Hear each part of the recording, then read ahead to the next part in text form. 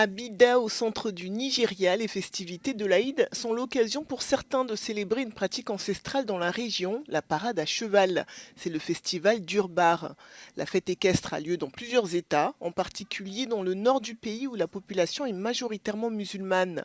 Elle commence par des prières, suivies d'un défilé d'hommes vêtus de tenues traditionnelles sur leurs chevaux qui eux aussi sont habillés pour l'occasion. Ces dizaines de cavaliers sont venus de différentes régions du pays. Depuis plusieurs années, je monte à cheval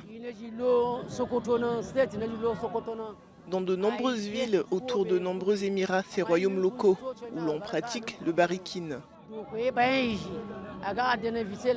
Je suis le cavalier numéro 1 ici, dans le royaume Nup, et cela fait déjà 5 ans. Et la dernière fois que je suis allé monter à cheval dans la ville de Sokoto, j'ai gagné plusieurs cadeaux.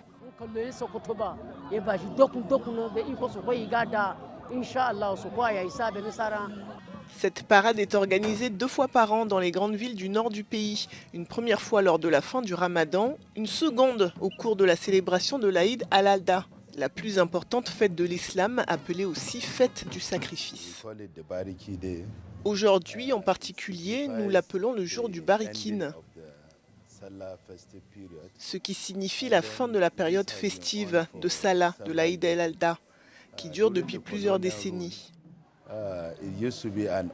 Pendant la période coloniale, il y avait un ordre selon lequel l'émir emmenait un cheval de son palais aux résidents, aux maîtres coloniaux de l'époque, pour leur rendre hommage.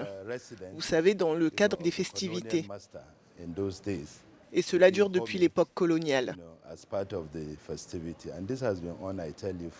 Avec le Durbar, une partie de la population nigériane commémore cette époque ancestrale où il fallait protéger l'émirat du Nord.